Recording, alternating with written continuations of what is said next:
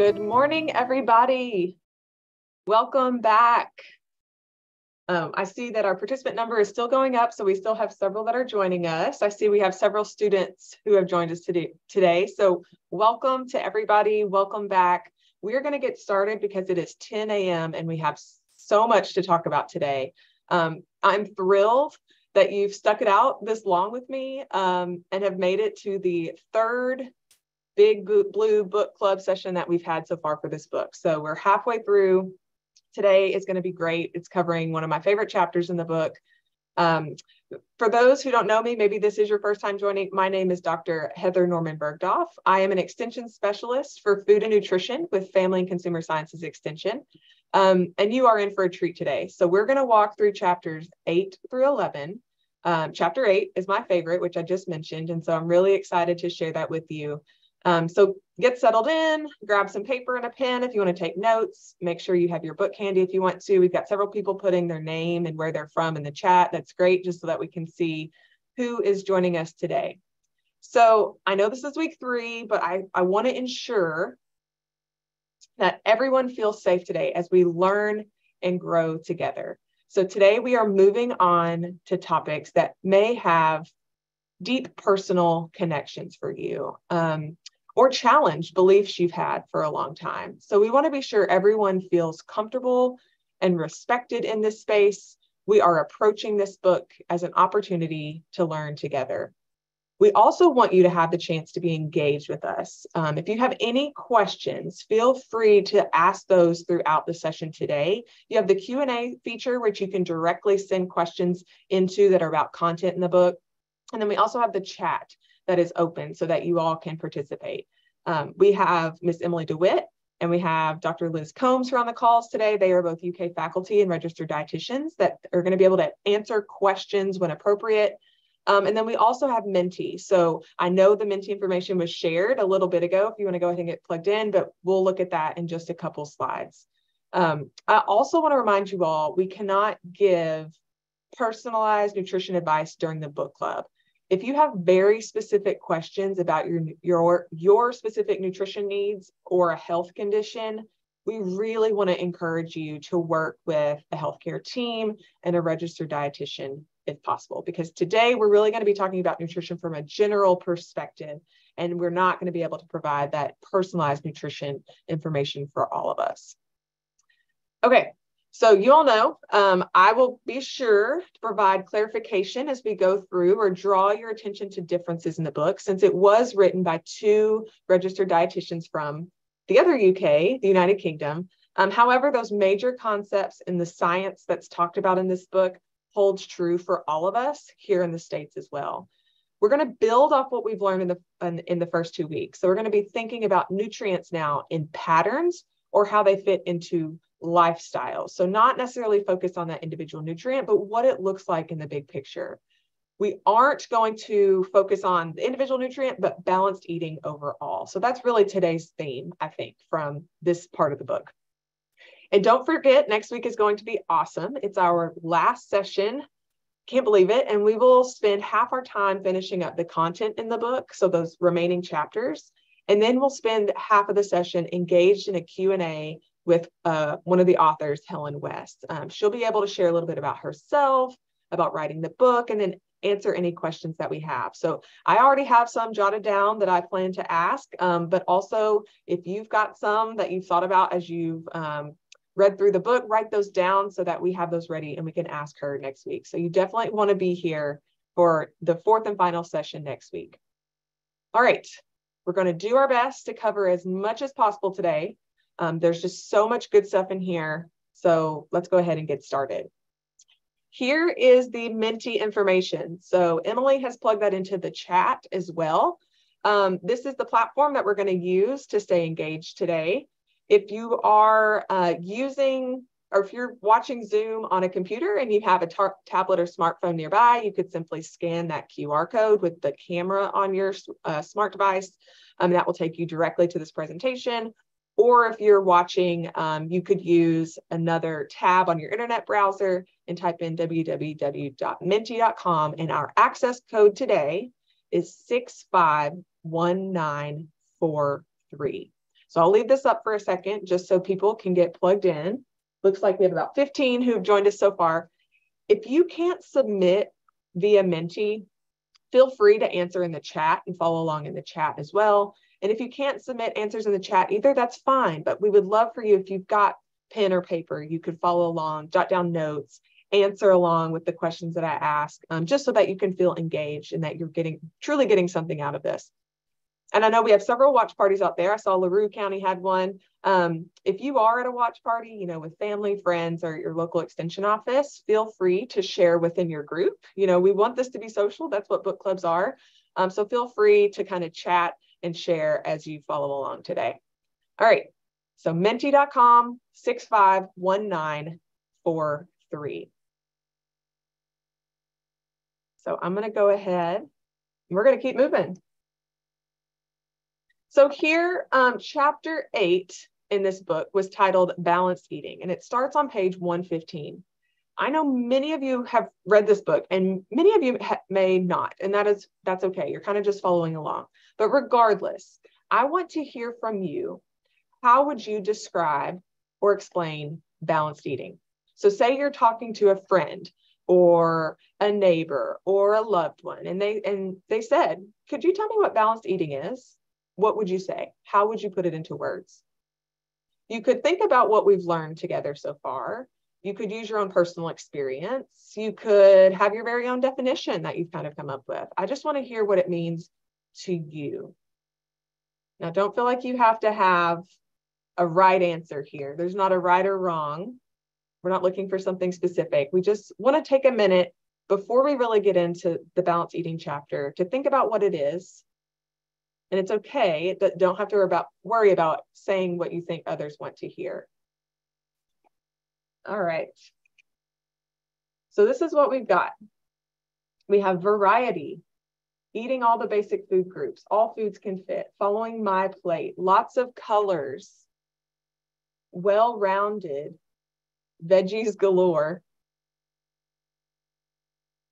moderation, having the right amount of protein, carbs, veggies, fiber, eating from all food groups daily. Oh my gosh, you guys are doing amazing. The chat looks great too. Getting all the things you need to fuel your body from the foods you eat, eating wide varieties of foods. That's excellent. That's excellent. I'm going to scroll because we've gotten so many good ones. All food groups daily, variety, my plate, a balance of nutritious foods to power your body in a healthy way. Well, I think with that, in these incredible definitions that you're providing, we're going to go ahead and move forward and kind of define balanced eating based on this book. Lots of great responses. All right. So I love this quote that comes directly from this chapter. It's on page 116, and it says, food is life.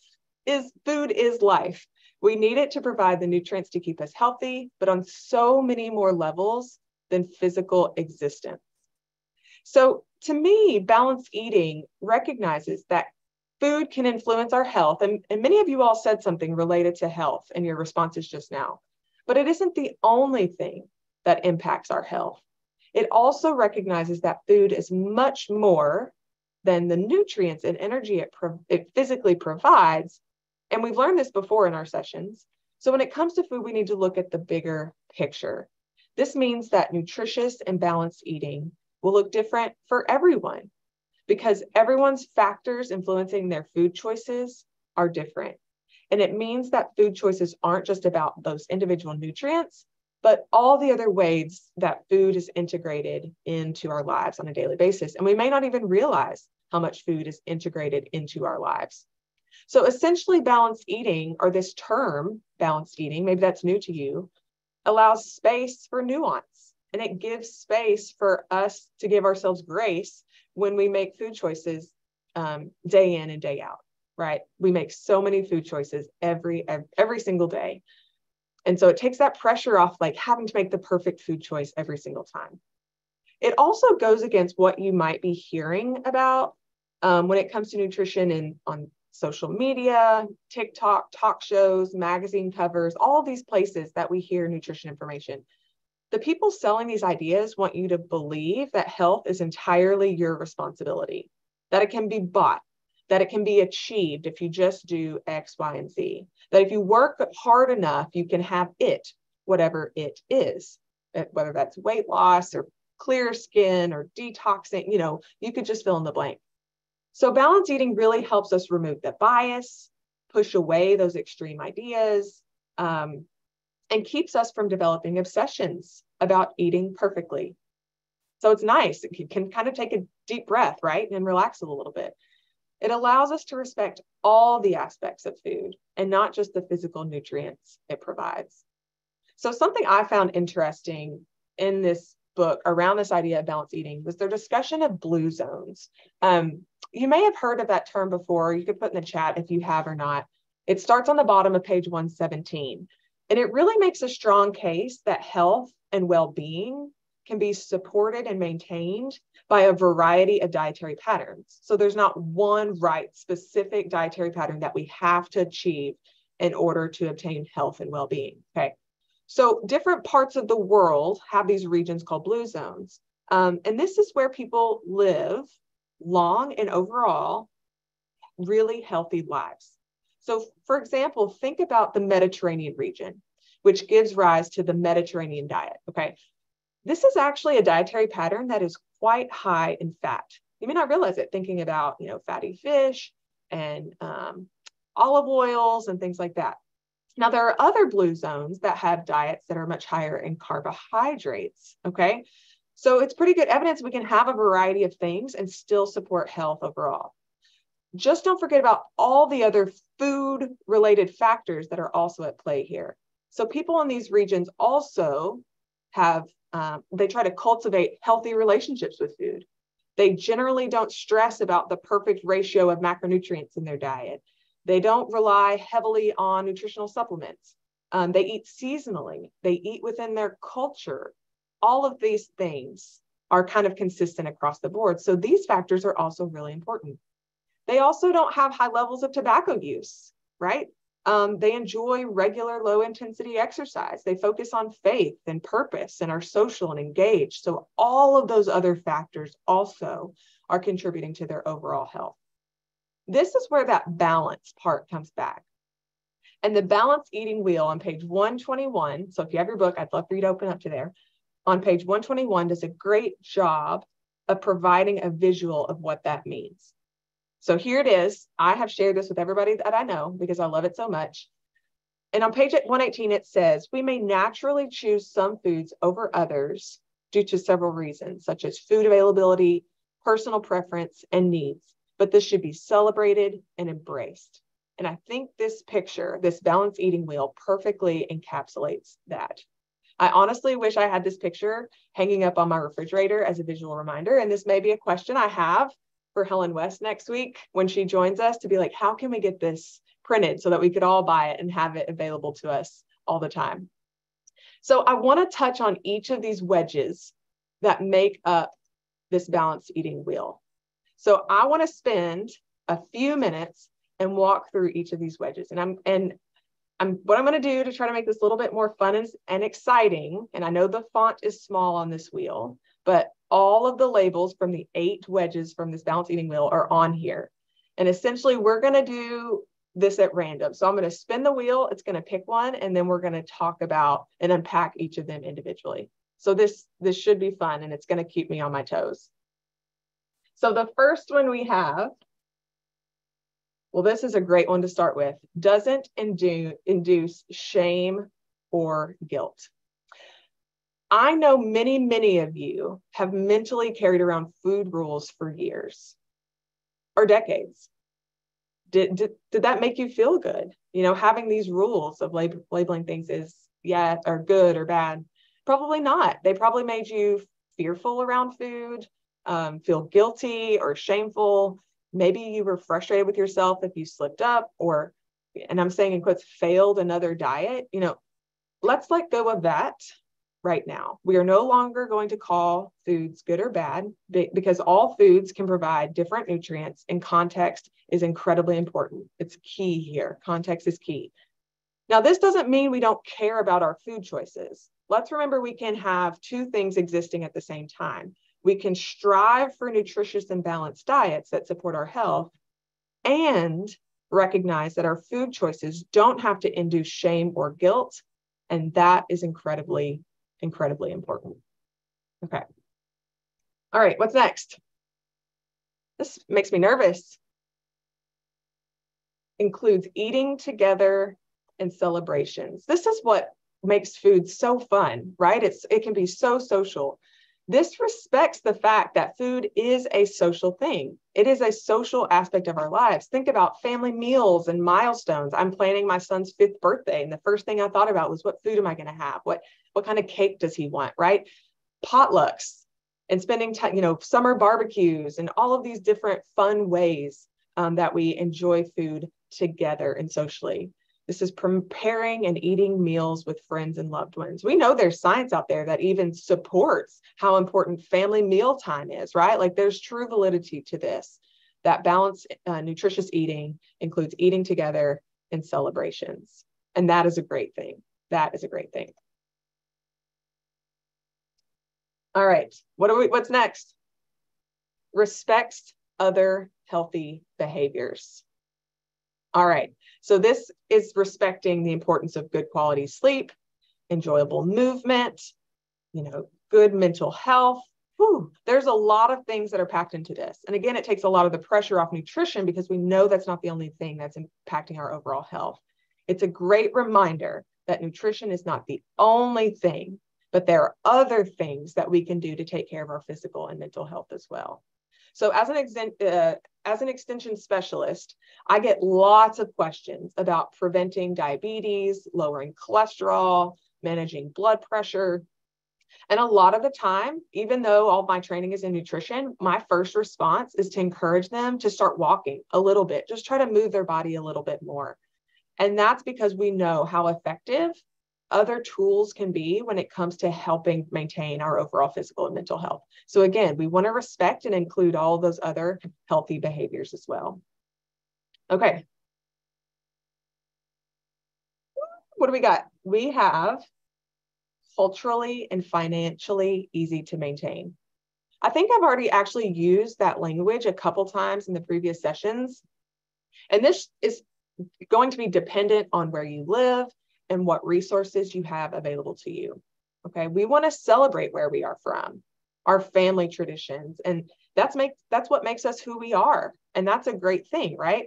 We also have to respect the role that economic stability has on people's ability to make food choices. And this is where the extension office itself really can be helpful when making nutritious choices on a limited budget or really trying to stretch your family's food dollars. Okay, so I want to kind of push you to lean back on the extension office there locally because they do have resources to kind of support you that keep in mind both the cultural and the financial aspects of making food choices. Okay, we covered a few. What do we have left? Variety of foods over time. So this was like the key word that came up when I asked you all to define balanced eating was variety. And I don't know how many times I've said variety in our session so far, but I know it's been a bunch. And we know it's not just variety in the foods we choose, but also in how we prepare those foods. We touched on that a little bit with micronutrients, right? Because if we have a variety of food preparation methods, then we're going to be able to avoid nutrient loss and preserve nutrients in our foods. So don't think about the specific meal, but more so about your patterns over time and how frequently maybe you're eating the same foods or preparing foods in the same way. As an example, could you add in a new or different colored fruit and vegetable this week? Maybe rather than grabbing canned green beans, you look at what other canned vegetable options are available. Now, I'm not saying green beans aren't a good choice, but if that's the only vegetable that you're eating with every dinner, every night, then maybe there is some opportunity there to slowly add in some variety over time. Also, eating with the seasons or by what's on sale at your local grocery store or dollar store, whatever, that's going to encourage variety over time too, because those same things aren't going to be on sale all the time. And also here in Kentucky, we've got different stuff that is coming into season pretty much around the calendar year. So I've continued to encourage you to include variety over time when possible. So just try to keep that in mind. Okay, I don't even know how many we've done at this point. Acknowledges everyone is different. Well, if that isn't true, woo, acknowledges everyone is their own individual. This means we may have to use different ways to choose nutritious and balanced meals than the person that's sitting beside us or that lives next door to us. Everyone is their own individual. The examples they provide on the picture in the book, I really like it. First, because it gives some really concrete examples of this. So for some, they may enjoy and have the resources and time available to prepare all their meals from scratch. That's great. But for others, they may need convenience foods to meet their nutrition needs. So think of someone who doesn't have a safe knife and cutting board, but wants to eat vegetables. Or maybe someone who's managing, really bad arthritis in their hands and they want to chop up vegetables, but they can't. So maybe for them, frozen or pre-chopped from the grocery store for vegetables are great options because it allows them to eat those foods. Otherwise, they wouldn't be able to. So again, everyone is their own individual, and the choices that they're going to have to make to meet their own nutrition needs might look different from yours. And that is okay. That is okay. Okay. A couple more. What do we got? Free from rules. Whew. Rules are all that seem to be pushed on us about food nutrition from, I've mentioned social media and TikTok and the press and even those around us who are well-intentioned, right? But let me ask you, in the first 2 book club sessions, how often did I list out rules for you to follow? Never. Really? No, I can't remember any. I know I provided suggestions on foods we should strive to include and considerations for opportunities to add in nutritious foods and make sustainable changes. And when we make those suggestions, that's what allows space for nuance. So we have to push back against that extreme thinking about foods. When we have fewer rules we have to follow, the behavior change, that positive behavior change, is going to be more sustainable. It allows us to have a more positive relationship with our food. When we remove rules and recognize that all foods can fit into a dietary pattern that works for us and what we have available to us, we are simply just going to feel better. Okay, is this my last one? What do we have left? Enjoyable and satisfying. That's a great one to end on. Okay. So I thought it was interesting that in the first session, if you remember, the very first question I asked you on Mentee was like, what is the one word that comes to mind when you think of nutrition? And it was across the board. Like there was a lot of great responses, but no one said like flavorful or tasty or, good tasting food or satisfying, enjoyable. I didn't see that word come up at all, but that is a part of this balanced eating wheel. Okay. This is where we want to think about the entire experience of our food. It nourishes our body and it can nourish our soul, right? It can truly be satisfying and enjoyable. We connect with our food and recognize, our body can tell when we're hungry and when we are full. It can just satisfy us. Maybe it's the taste you're craving a little bit of chocolate. That is okay, right? This allows us to really just respect our bodies as well. This is ensuring we are eating enough and taking in adequate fuel for our body to work. And of course, we want to enjoy the taste and flavors of the foods as well. That's what makes food so fun and exciting. And we'll actually touch on this a bit more next week when we discuss intuitive eating. Okay, so we have covered all wedges of the wheel. If there's just one thing you take away from this book club experience, I hope it's the idea of balanced eating and this quote that's on page 119. Food is so much more than its constituent nutrients. It's an important part of the social and cultural fabric of our communities. All of these parts together makes food so much more than what it is made up of and the energy it gives us. And that is in a nutshell, personally, why I love food and nutrition. Okay. All right, so let's keep going on. All right. Is the balanced eating wheel a different approach to nutrition for you?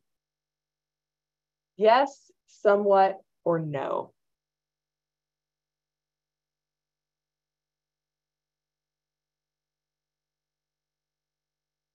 All right, so now that we've walked through all parts of the balanced eating wheel, I want to know, and this could be completely new to you. This could be something that you have known your whole life, and this is how you've approached food. Some parts of this could be new. That is okay. It could be really overwhelming. You could say, oh, I already knew all of this. If you're not joining on Menti, feel free to put your response in the chat. I would love to see kind of how we've moved the needle. Maybe this is already, balanced eating is already where you've landed. So it looks like a large percentage of those on the call today, either this is an entirely new approach to nutrition or some aspects of it are. So it looks like we've got a lot of learning and growth that is taking place among this group. We've got 40 who've responded. We'll give you just a couple more seconds to get your response in. And thank you to those who are sharing in the chat as well. And just a reminder, if you're using Menti, we cannot see who you are when you respond. We just see the data. Awesome. Thank you all for being so open and honest. Now, I do want to talk about what we consider to be a food-based guide to eating well. Now, we just said balanced eating was free from rules. So if you think of this as a guide, it's actually only providing suggestions for what could be adapted to meet your needs. So maybe certain things in these boxes work well for you and some others don't, and that's okay. So how you put it into practice could look very different. So this guide allows flexibility. It allows for the context that you provide with your own individual life. And we know that how we interpret this guide could even change over time because, as we get older in different life stages, these aspects could look different. So this is really a fluid thing. Also, as we look at these, just kind of think about what's realistic for you and financially available to you and what fits into your culture. Now, all of these are listed out on page 120 if you're following along. So you could go to page 120 and you could also see these. And if we had time today, we could be super interactive and you guys could kind of submitted your own ideas and thoughts. But really, I just wanted to highlight a few of these. So first, what we want to add in. So look for ways to add in a wide variety of fruits and vegetables and lots of different colors. It's going to give us fiber and high quality carbs, micronutrients, beans and legumes, again, fiber and protein, and seafood when possible. And this is just a way to diversify our protein source. And this provides an unsaturated fat source in our diet, which we talked about in week 1. Now, there's lots of evidence that link dietary patterns that are high in these foods with reduced disease risk. So that's one of the reasons why. Next, switch to, okay. So varied protein sources. We talked about protein last week. So including both protein from plants and animals when appropriate. And this will naturally happen, if you think about adding beans and legumes and seafood to your diet. Look for foods that contain those unsaturated fats. So that's going to be your olive oils, nuts, seeds, fatty acids. These could be small swaps over time, right? So maybe you could say, hey, we're going to try to eat fish one time this month because it's never been on your weekly dinner rotation. Small steps. That is all we're looking at when we're saying switch to. Whole grains. This may be the easiest one to do, especially for those who live in really rural communities. And again, these can be small swaps over time. But I know that more and more, smaller grocers are starting to carry comparable whole wheat or whole grain options. So this might be one that's more financially or accessible for those, or more financially available and accessible to those in rural communities. And then switch to unsweetened dairy products. Dairy foods can be a great source of protein and fats. Thinking about yogurt, milks, cottage cheese, but often they can be sweetened pretty heavily with added sugar. So if you could just simply look maybe at that label and look for unsweetened options, that's a small step, a small switch that you could potentially make that has a big impact over time. And then finally, what are the foods we want to choose less often? So sugary drinks, sweets, pastries, and other foods with large amounts of added sugar. And we talked about added sugar last week. Processed meats were discussed last week too in that protein chapter. So think about how often your family is eating processed meats and just try to make sure that's not the only or the primary protein source for you or your family. And then finally, let's consider choosing fried foods less often. Now, we're not saying to never eat fried foods, but consider other methods for food preparation, which this goes back to that idea of variety in our food preparation. All right, so just want to keep that in mind. And I just want to point out that we never say avoid or limit here, right? Like we don't really like that super negative language. It's saying choose less often. And I get it. Maybe you're thinking, I only know how to pan fry pork chops or fry potatoes. Fried foods may come from resourcefulness in your community, right? Or in your culture where you used all parts of the animals, even the fat from the animals in your cooking. We have to respect that. Or fried is maybe the only way your grandma taught you how to prepare okra. I love fried okra with ketchup. We aren't saying to avoid those cultural practices, but we also want to be mindful of balance and variety. So whether that's variety in the foods, the beverages, the nutrients, the cooking methods, variety in all of it. And don't forget, the Extension Office has plenty of resources when it comes to cooking, using different food preparation methods, and they even have classes about food preparation as well. All right, so based on our guide to eating well, what is one small change or addition you would like to make this week? What do you got? Well, my apologies, I'm going back. Here, based on our guide to eating well, what is one small change or addition you would like to make this week? So someone just said they switched to an air fryer more often in the chat.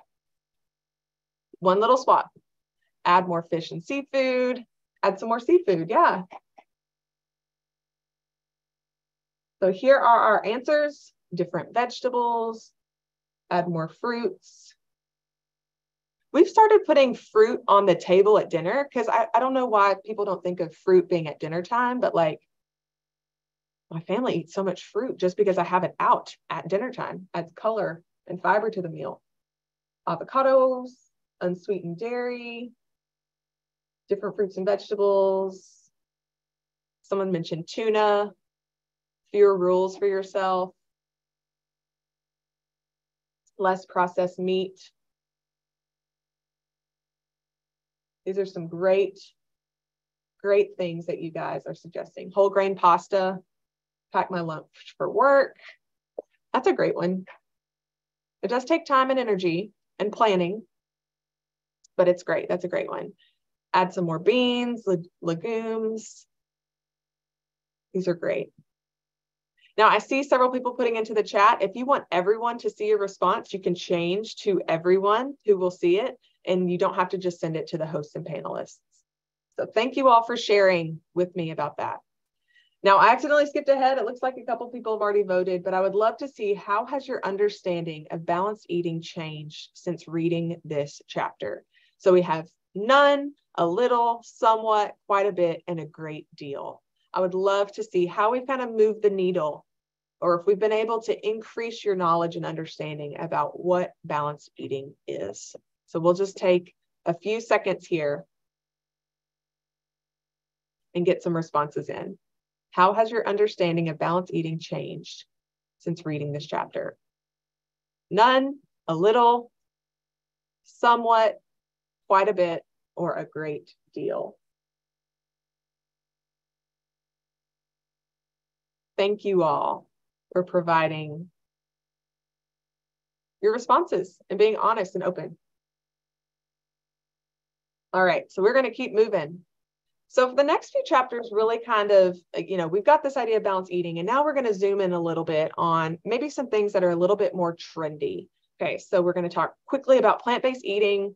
We're going to talk about, gut health, and then we're going to talk about allergies and intolerances. So some of you may be coming into this chapter thinking these ideas about plant-based eating are kind of countercultural to your community.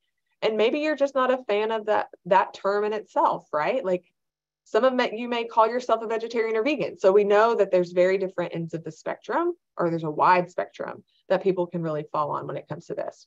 And I want to acknowledge again, especially coming out of that balanced eating chapter, that all of these can exist together. So it is okay if someone feels like they should strongly be a vegetarian or vegan, and then someone does not. Okay, we are all coming to this topic objectively, and we're all learning together.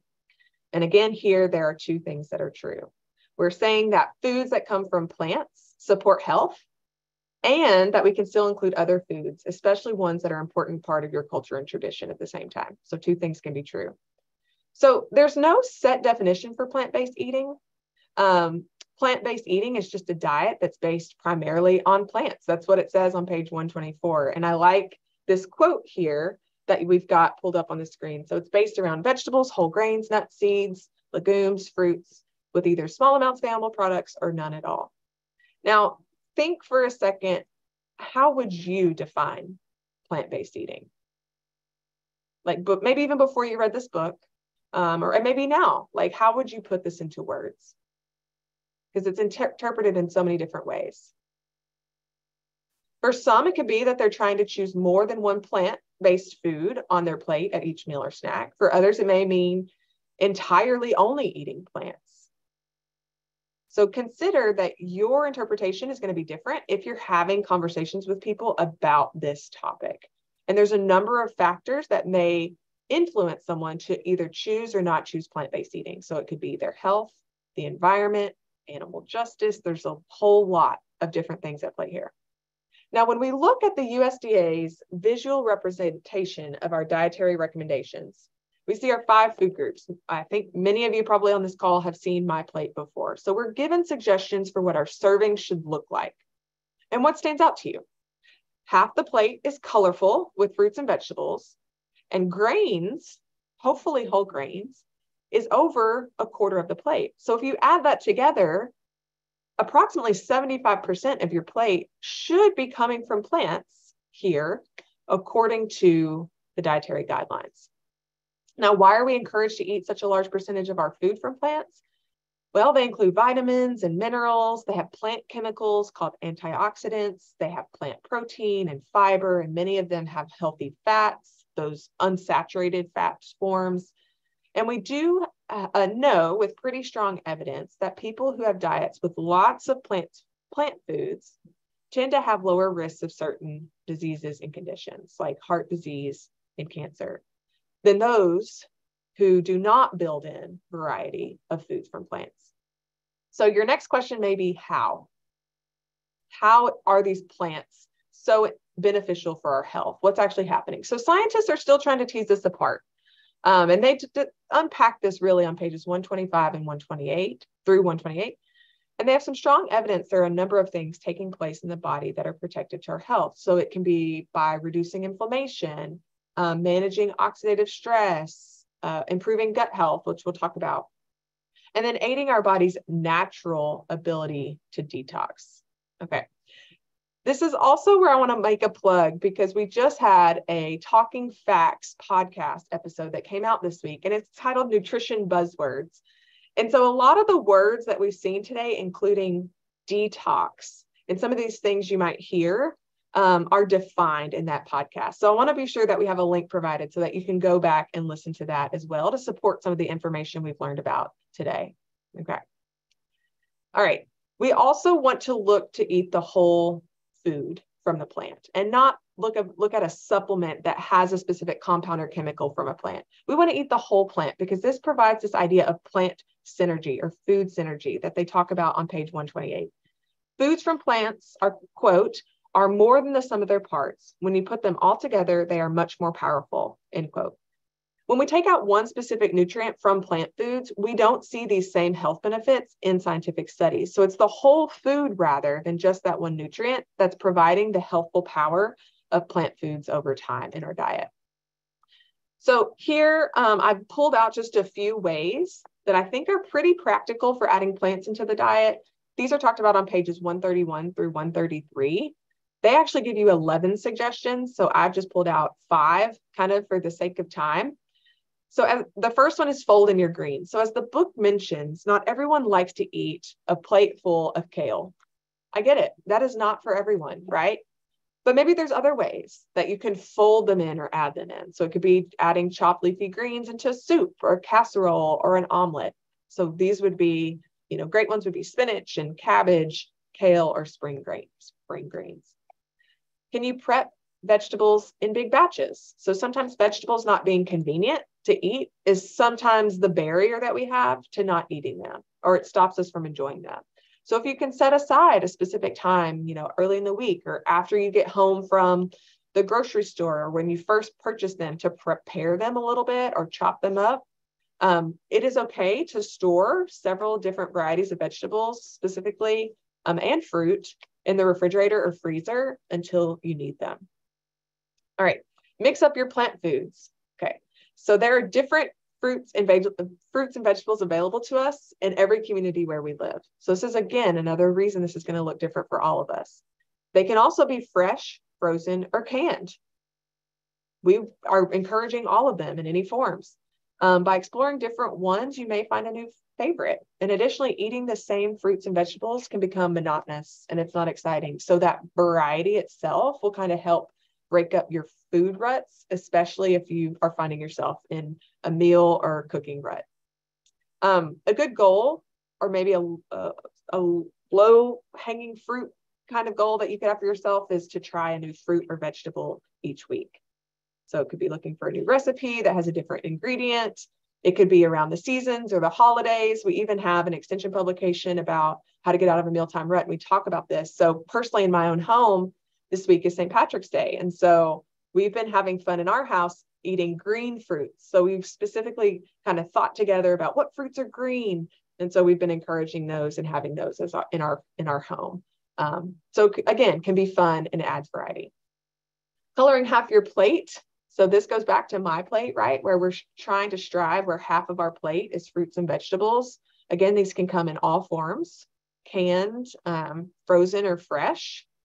And notice that it says color your plate. So this implies different colors. This could be from dark green, like broccoli or spinach. It could be orange from carrots or squash, or even oranges themselves, or maybe some red items. So, raspberries, beets, radishes. It can really be fun.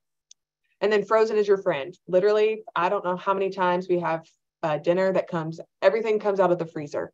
And the great thing about frozen foods, especially when it comes to plant foods, fruits and vegetables, is that they're retaining their vitamins and minerals, and there's really no change to the carb, protein, or fat content there.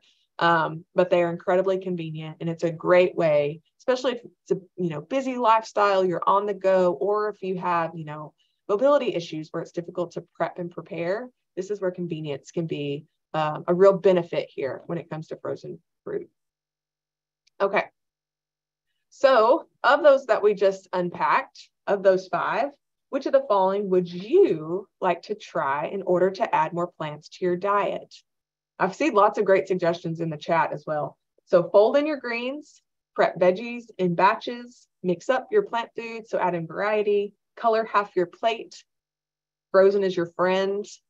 I don't know why we never really had fruit growing up at dinner, but I've been adding that to the plate at dinner time. It helps add color and variety. So we've got several responses. And remember, just because we are adding plant foods, doesn't mean we are eliminating other foods that we love and that are important to our culture. So all foods can fit, and this will look different for everybody. Lots of responses. Fold in your greens, prep veggies in batches, mix up your plants, color half your plate, and frozen is your friend. The most popular, with a close second, we've got fold in your greens and color half your plate up there. Well, greens are about to be in season. In probably the next month or so, I would say the end of April, May, we're going to be seeing fresh kale if you have a local farmer's market. I love chopped spinach in the freezer section too. Easy to add to soups and smoothies and all kinds of things. Thank you. Thank you all for answering. Great feedback. All right. So essentially what you can do, think about choosing whole plant foods over time. Think about what is easy for you to maintain, both culturally and financially. And then really here, every serving of food from plants is important. So the book talks about how many servings a day, and it was a crazy number. I don't know if you remember that, but they were like, some studies say 10 servings a day. Just do your best. Literally, that is all that we ask, is just do your best. Every serving is important and matters. All right, chapter 10. Now we're moving on to a topic that everyone loves to talk about. It's not taboo anymore. We're talking about our gut health, right? So we are on page 149. It's certainly a trending topic in popular press. And there's lots of media hype that seems to be moving much faster than what the science actually tells us at this point. So just real quick, what is the gut microbiome? So we've made a hard pivot. We've gone from plant foods, now we're talking about the gut microbiome. This is essentially the trillions of cells that line our gut, and they influence and interact with our body. And what we're learning is that it's a very complex relationship, and we've only scratched the surface. We truly have only scratched the surface. You actually have, excuse me, more bacterial cells in and on your body than the cells that make up your actual body, which is pretty incredible. Some people say they actually contribute about 2 to 6 pounds of your body weight. So we are living with some really close neighbors, and that is your microbiome. And we're specifically interested in your gut microbiome. So we often talk about the microbiome as good and bad when we're talking about the bacteria. And this is a label essentially that tells us how the bacteria interacts or influences our body. So the good types are the ones that live alongside our cells in our gut and maybe even promote health. Okay, whereas the bad ones may cause harm. And we're starting to learn what those different species of bacteria are. More specifically, it's suggested that these good bacteria may help with digestion and provide nutrients and some more support and promote a healthy immune system. So we're learning that there really are some significant benefits from it. We also know that what we eat and drink affects our gut bacteria overall as well. So we want to keep that in mind. So we do know certain food choices could support a healthy gut overall. So this chapter talked a lot about probiotics, prebiotics. So I would love to know, and I don't know if this number will be very high, but do you take a probiotic supplement? When we talk about gut health, often many people immediately start thinking about probiotics. We see commercials for them. We see products on the shelf. We see even certain items at the grocery store labeled with like probiotics or probiotic power. It's becoming more popular. Now, it's not as popular as the supplements from last week. So it looks like about 1/5 of our group takes a probiotic supplement. Okay. So let's define these. Let's distinguish these terms because I think they often get confused or interchanged a little bit. So prebiotics is another term. I want to distinguish that from probiotics. And then we'll answer the question and we'll go back to the question in a second. So prebiotics are parts of food that nourish and support the good bacteria that you already have. So these aren't actually bacteria. These are food parts or food components that support the good bacteria. So they're usually a type of carbohydrate that can survive digestion and make it all the way to the large intestine, which is called our colon. And these foods usually are onions, garlic, asparagus, which is about to be in season, beans, and bananas. So those are probably some of the most common foods that are considered prebiotic type foods that have the carbohydrates that support the good bacteria in your gut. Now, probiotics, on the other hand, are the actual good bacteria that we want to live inside our gut. They can be found in either supplement form or found naturally in certain fermented foods. A simple example of consuming a prebiotic and a probiotic at the same time would be a snack or breakfast where you chop up a banana and you put it in some Greek yogurt, for example. All right. What we do know is that there may be specific circumstances where it's beneficial to take a probiotic temporarily. So these are certain groups or people where it may be beneficial. But overall, the general recommendation is that there is not enough evidence to recommend taking probiotics if you are overall what you would consider healthy. Okay. Now, who are these groups of people who may benefit? Who is that? Okay. So if you are taking an antibiotic or if you've been on an antibiotic for a long time, so this is a prescribed medication that's taken for a bacterial infection, could be a sinus infection or a UTI, consider taking a probiotic alongside that antibiotic, because that antibiotic could disrupt your gut microbiome. Okay, so we want to support and provide the good bacteria to your gut.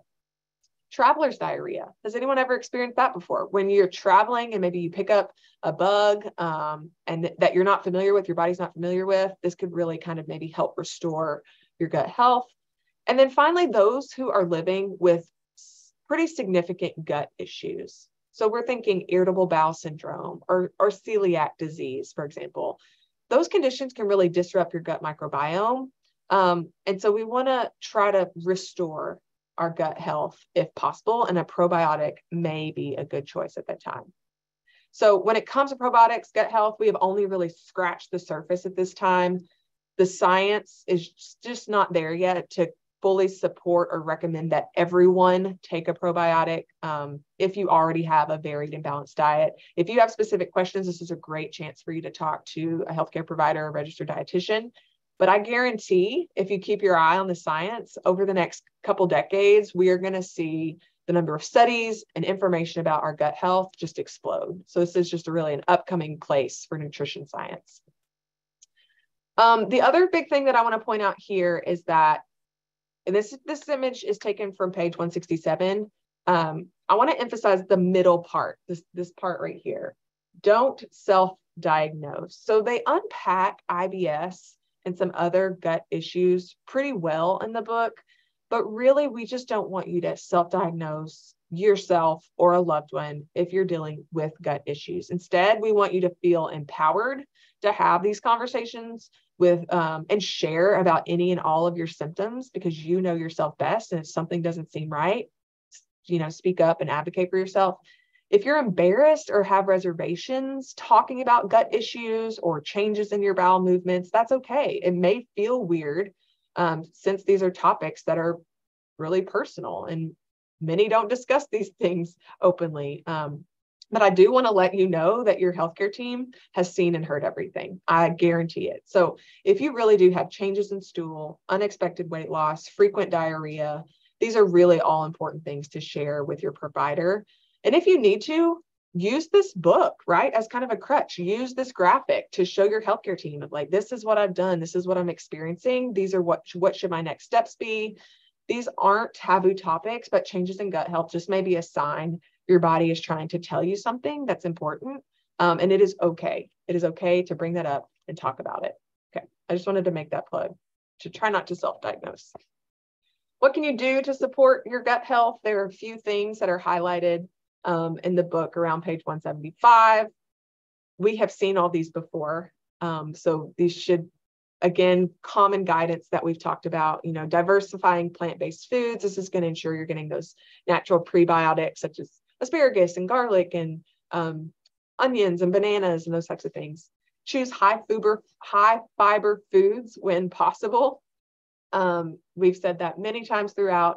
Adding in oily fish into the diet. So that goes along with the eating well guide that we just discussed.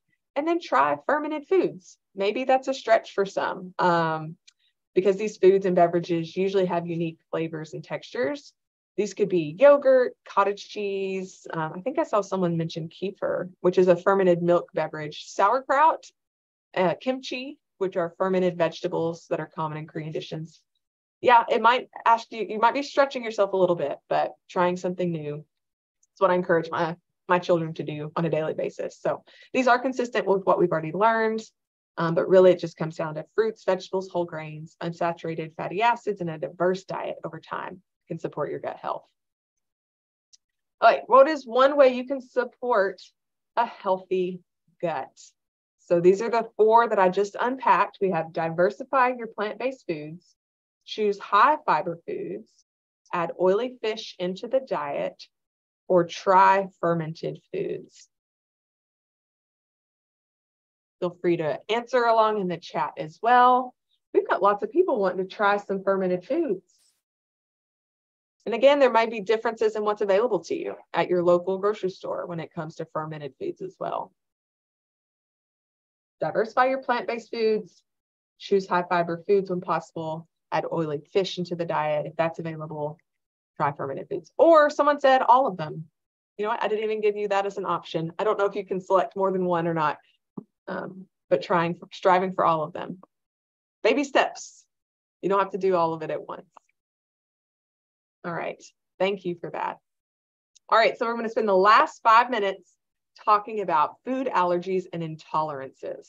So I would love for you all to guess the percentage of US adults that live with a food allergy. So we are moving into chapter 11 about food allergies and intolerances. So guess the percentage of US adults that live with a food allergy. Ooh, this is good. You all are literally all over the place. Got lots of great responses in the chat too. I think you all are going to be really surprised by this answer. I'll give you a few more seconds to respond. The percentage of US adults that live with a food allergy.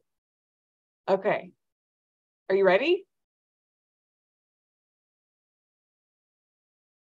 Is that surprising? Oh my goodness. Okay. So as of 2021, according to the Asthma and Allergy Foundation of America, about 20 million people have food allergies in the US. And that is 16 million adults, which is about 6.2% of our population having a food allergy, and about 4 million children, which is about 5.8%.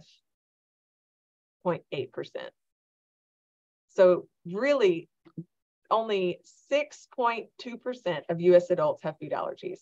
Now, you could probably guess what some of the most common are. Milk is the most common allergen for children, followed by eggs and peanuts. And then for adults, it's actually different. The most common food allergy in adults is shellfish. Shellfish. So that's a little trivia for you. All right. Do you or someone you know live with a food allergy or intolerance? Let's see. Yes or no? Do you or someone you know live with a food allergy or intolerance? Yes, yes, yes. Many, many people do. Ooh, almost all of you. 97%. And lots of yeses as well in the chat. It's pretty common for us to hear about someone who has a food allergy or intolerance, which is interesting, knowing that only about 6% of the US adult population has one. So let's actually define these two terms really quick, and then we'll wrap up our session for today. So first of all, these I think are used pretty interchangeably, but they're two very different things. So I want to be sure that we understand what they actually mean. And this is talked about on page 180. So food allergies are caused by the immune system. It's when our normal immune system kind of goes haywire and abnormally responds to foods in our diet. So essentially our body thinks that food is a threat to the body and responds to it like it would any other, viral infection or other situation where your immune system would normally respond. So with allergies, typically, the severity of the reaction is going to increase each time you are exposed. And it can be potentially life-threatening, where even the smallest amount of exposure could be very, very harmful. And it's usually a rapid onset of symptoms, so it's a really quick response. Mild symptoms are usually itchiness, swelling, and more severe, life-threatening would be, difficulty breathing or even anaphylactic shock, which you may have heard of before. So the major food allergens in the US include milk, eggs, fish, shellfish, tree nuts, peanuts, wheat, soybeans, and then they're now looking at adding sesame oil, sesame products to that list as well. So food intolerances are way more common. This does not involve the immune system, and it is not life-threatening. Usually the symptoms are centered around the GI tract. So there's a couple of different things that could be happening here. So it's either hard for you to digest that nutrient, so it's uncomfortable, or that nutrient is irritating the lining of your gut, which could also cause discomfort. So usually what we see here is going to be diarrhea, fatigue, bloating with food intolerance, gas, those types of things. And the symptoms it's much broader with onset, whereas it's really rapid with food allergies. These could be minutes, but even up to days after eating the food. So this is one of the reasons why it's difficult to pinpoint this as an issue. So the most common food intolerance you may have heard of is lactose intolerance. So this is a perfect example where you don't have the enzyme lactase that helps you break down lactose found in dairy products. And so it causes lots of discomfort. So often folks are going to self-diagnose themselves based on information they may find online or talking to someone else. And I'm sure even several on this call are curious if you yourself are living with a specific allergy or food intolerance because of a certain food. So the number one thing I want, oh, my computer froze. Okay, so if you think you have a food allergy intolerance, this statement on page 187 is perfect for you. I know it can be confusing. I know it can be frustrating if you can't figure out what's bothering you, but really you need a face-to-face consultation with a healthcare provider or registered dietitian. So again, if you suspect you have food allergy intolerance, really working with your healthcare team is going to be the best bet. Also, if you go to talk to your healthcare provider about concerns, don't remove that food from the diet before you go, because sometimes they may have to do take a blood draw or blood sample, and you need that exposure for them to be able to see that immune response in your blood. And so if you've already eliminated it, that could actually hurt you in being able to be correctly diagnosed. This is why you've got to talk to your healthcare team. I quickly want to touch on this. I know I'm over on time. I'm going to be over just a couple minutes here. But I'm seeing these everywhere. And so I'm certain people on this call are like, is this something I should actually do or think about? These at-home intolerance and allergy tests. It's a growing item on the marketplace. You may be wondering if it's worth the money or if this could help you self-diagnose. And we really don't want to do that. They promise to answer all the questions you have in regards to food allergies and intolerance. And some of them seem very legitimate, which is concerning because it's very confusing for the consumer. But overall, the science is poor that supports the use of these at-home tests for allergies and intolerances. Some of those you may see include like IgG tests. Well, that's not even an accurate measurement when we're looking at food allergies, even though it sounds credible. Muscle strength tests, hair analysis, acupuncture type tests. None of these tests have evidence to support their use, and or any randomized control trials, which is the gold standard when it comes to our nutrition science. And so this is why we want to explore actual concerns with healthcare providers and do our best to try not to exclude foods before we start to get some answers or figure out a plan. Okay. And this is really important with our kids. I know a lot of people are your grandchildren, right? Like you see an allergy or an intolerance and trying to eliminate that or trying to find a quick fix. Just be mindful of everybody in your family and everyone that you know and sharing this information with them. All right. So here is today's big takeaway. I promise I only have 2 more slides. So before we leave, I do want to emphasize, and it's actually the quote that I read back in the balanced eating chapter, and it's on page 119, and it says, healthy diets can look very different. The wider circumstance in which we live play a huge role in determining our health status. And finally, food is so much more than its constituent nutrients. It's an important part of the social and cultural fabric of our communities.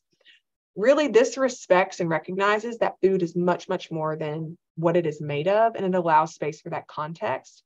When we think about nutrition, when we learn about nutrition, when we just hear about nutrition, we can remember that there is so much more to it, and that your experience with food may be very, very different than mine or even anyone else that is around you, because of all these factors that we've kind of unpacked together. So before we close, this is my final question as always. I know some people have had to leave because we're past 11 here, but what is one thing that stood out to you from the 3rd part of this book? This is just an opportunity for you to just throw out there, what was the biggest takeaway that you've had? What was the biggest learning moment? What was surprising? What did you find most valuable? Would love if you could just share either in the chat or through Menti, what is one thing that stood out to you from this 3rd part of the book? So the ideas around plant-based diets, variety, no rules, the information on prebiotics and probiotics, the differences between intolerances and allergies, the simplicity of balanced eating. Why am I not doing this more? Love the balance wheel. Balanced eating. Balance keeps the gut healthy. Many things that we think are true really aren't. ooh, that is hard. That is hard to accept. That's hard to think through. I hope this book club has given you a little space to feel comfortable thinking about those things with others who are also learning detailed information, importance of gut health, the gut-brain relationship. I'm telling you all, we just scratched the surface. There's some great information in these chapters. This is my favorite part of the whole session, is to see your perspectives and your thoughts and what your takeaways were, because it's different than mine, right? Like, we all take away something different. So that is great. The validity of social meaning of food, since I lost so much of it post-COVID. That's great feedback. Well, thank you all so much for sharing. So before next week, we only have one more session together, and I'm so sad about it. But I am very excited that we'll be joined by the book's author, Helen West. So again, come with questions. Don't forget to stay connected with us over the next week through our Facebook group. So here's the QR code if you have not joined yet. As always, let me know if you have any questions. My email is heather.norman@uky.edu. I'm happy to help you or connect you to what you need if you've got specific questions. So that is all that I have. Thank you for spending time with us again today. I hope you have the best week and weekend available to you, and I will see you next week for week 4. Thank you, guys.